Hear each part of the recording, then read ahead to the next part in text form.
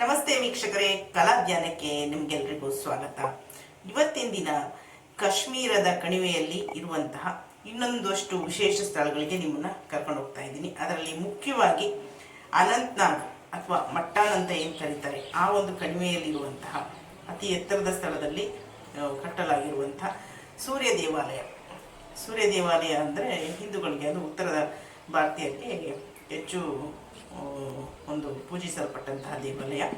ಸೂರ್ಯ ದೇವಾಲಯಕ್ಕೆ ಇನ್ನೊಂದು ಹೆಸರು ಅಂದರೆ ಮರ್ಟಾಂಡ್ ಅಂತ, ಅದು ಒಂದು ಸಂಸ್ಕೃತ ಪದ ಅಂತ ಹೇಳ್ತಾರೆ. 8ನೇ ಸೆಂಚುರಿಯಲ್ಲಿ ಈ ದೇವಾಲಯವನ್ನು ಲಲಿತಾದಿತ್ಯ ಮುಕ್ತಪೀಡ ಅನ್ನುವಂತಹ ರಾಜ್ಯ, ಅವನು ಕಾರ್ಕೋಟ ಸಾಮ್ರಾಜ್ಯಕ್ಕೆ ಸೇರಿದಂಥವನು, ಆತ ನಿರ್ಮಾಣ ಮಾಡಿರುವಂತಹ ಒಂದು ದೇವಸ್ಥಾನ.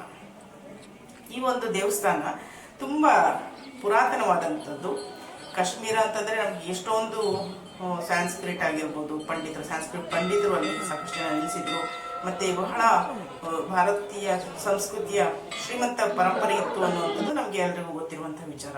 ಅದು 15ನೇ ಶತಮಾನದಲ್ಲಿ ಡೆಸ್ಟ್ರಾಯ್ ಆಯಿತು. ಅಲ್ಲಿ ನಂತರದಲ್ಲಿ ಮತ್ತೆ ಒಂದು ಗ್ಲೋರಿಯನ್ನು ಹಾಗೆ ಉಳಿದಿದೆ, ಅದನ್ನು ಮತ್ತೆ ಹಾಗೆ ಉಳ್ಕೊಂಡಿದೆ. ಇದೊಂದು ಮಾಸ್ಟರ್ ಪೀಸ್ ಅಂತಲೇ ಹೇಳ್ಬೋದು ಕಾಶ್ಮೀರಿ ದೇವಾಲಯದ ಒಂದು ಆರ್ಟ್ ಆ್ಯಂಡ್ ಆರ್ಕಿಟೆಕ್ಚರಲ್ಲಿ. ಇದು ಗುಪ್ತಾ ಶೈಲಿಯಲ್ಲೂ ಇದೆ, ಗಾಂಧಾರಿಯನ್ ಶೈಲಿಯಲ್ಲೂ ಇದೆ, ಮತ್ತು ಗ್ರೀಕ್ ಮತ್ತು ರೋಮನ್ ಅವರ ಒಂದು ಪ್ರಭಾವ ಸಹ ಈ ದೇವಸ್ಥಾನದ ಮೇಲೆ ಇದೆ ಅಂತ ಹೇಳಲಾಗುತ್ತೆ. ಇಲ್ಲಿ ತುಂಬ ಒಂದು ದೊಡ್ಡ ರೆಕ್ಟ್ಯಾಂಗ್ಯುಲರ್ ಒಂದು ಕೋರ್ಟ್ಯಾರ್ಡ್ ಇದೆ, ಅದರ ಮೇಲೆ ಸೂರ್ಯ ದೇವಾಲಯವನ್ನು ಕಟ್ಟಿರುವಂಥದ್ದು. ಅದರ ಒಂದು ಪಳೆಯುಳಿಕೆಗಳು ಒಂದಷ್ಟು ಇರುವಂಥದ್ದು, ದೊಡ್ಡ ದೊಡ್ಡ ಪಿಲ್ಲರ್ಸು ಇಂಥದ್ದು ಎಲ್ಲ ಹಾಗೆ ಇದನ್ನು ಈಗ ಗಮನಿಸ್ತಾ ಇರೋದು ನೂತನವಾಗಿ ನಿರ್ಮಾಣವಾಗಿರುವಂತಹ ದೇವಾಲಯವಾಗಿದೆ. ಪುರಾತನದ ಒಂದು ಪಳೆಯುಳಿಕೆಗಳು ಅಲ್ಲಿ ಇರುವಂಥದ್ದು. ಸೊ ಮುಂದೆ ನೋಡಲಿಕ್ಕೆ ಹೋಗ್ತಾ ಇರುವಂಥದ್ದು ಬೇತಾಬ್ ಕಣಿವೆ. ಬೇತಾಬ್ ಕಣಿವೆ ಅಂತಂದರೆ ಆ ಹೆಸರು ಯಾಕೆ ಬಂತು ಅಂತಂದರೆ, ಅಲ್ಲಿ ಒಂದು ಬಾಲಿವುಡ್ ಸಿನಿಮಾ ಆಗುತ್ತೆ ಬೇತಾಬ್. 1983ರಲ್ಲಿ ಸನ್ನಿ ಡಿಯೋಲ್, ಅಮೃತಾ ಸಿಂಗ್ ಅವರು ಅಭಿನಯ ಮಾಡಿರುವಂಥದ್ದು. ಅದರ ನಂತರ ಅದು ಬೇತಾಬ್ ಆಗುತ್ತೆ. ಮೊದಲು ಅದನ್ನು ಹಾಗಾನ್ ಕಣಿವೆ ಅಂತ ಹೇಳಿ ಕರೀತಾರೆ. ಈ ಸ್ಥಳ ಇರುವಂಥದ್ದು ಪಹಲ್ಗಾಮ್ ಇನ್ನು ಅನಂತ್ನಾಗ್ ಇದೆಯಲ್ವ, ಅಲ್ಲಿಂದ 15 ಕಿಲೋಮೀಟರ್ ದೂರದಲ್ಲಿ. ಅಮರನಾಥ್ ದೇವಸ್ಥಾನ ಸಹ ಇದೇ ರಸ್ತೆಯಲ್ಲಿ ಹೋಗಬೇಕಾಗುತ್ತೆ. ತುಂಬ ವಿಶೇಷವಾದಂತಹ ಸ್ಥಳ, ಯಾಕಂದರೆ ಅಲ್ಲಿ ಸ್ನೋ ಹಿಮಚ್ಛಾದಿತ ಮೌಂಟೇನ್ಸು, ಬೆಟ್ಟ ಗುಡ್ಡಗಳು, ಆಮೇಲೆ ತುಂಬ ದಟ್ಟವಾದಂತಹ ಕಾಡುಗಳು, ನದಿಗಳು ನೋಡಿದ್ರೆ ನಮ್ಮ ಮುಖನೇ ನಮ್ಗೆ ಕಾಣಿಸುವಂಥಷ್ಟು ಪರಿಶುದ್ಧವಾಗಿರುವಂಥ ನದಿಗಳು.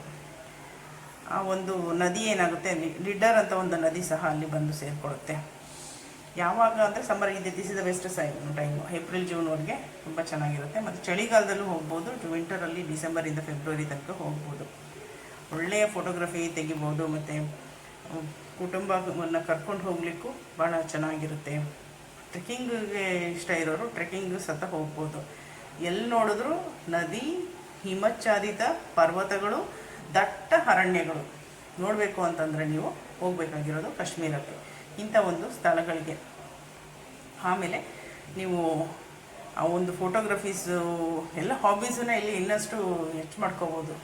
ಆಧ್ಯಾತ್ಮಿಕ ಆಸಕ್ತಿ ಇರೋರು ಒಂದಷ್ಟು ಸ್ಥಳಗಳಲ್ಲಿ ಧಾರ್ಮಿಕ ಕ್ಷೇತ್ರಗಳನ್ನು ಭೇಟಿ ಮಾಡ್ಬೋದು. ಅಲ್ಲಿರುವಂತಹ ಧಾರ್ಮಿಕ ಕ್ಷೇತ್ರಗಳನ್ನ ಚೆನ್ನಾಗಿರುತ್ತೆ. ಒಮ್ಮೆ ಹೋಗಿ ಬರಲು ಏನು ಕಡಿಮೆ. ನಮ್ಮ ದೇಶದ ಬಹಳ ಹೆಸರಾಂತ ಈ ಒಂದು ವಿಡಿಯೋನ ಕಳಿಸಿದವರು ಶ್ರೀಕಾಂತ್ ಪತ್ರೇಮರ, ಅವರ ಸ್ನೇಹಿತರು ಅನಿಲ್ ಅಂತೇಳಿ.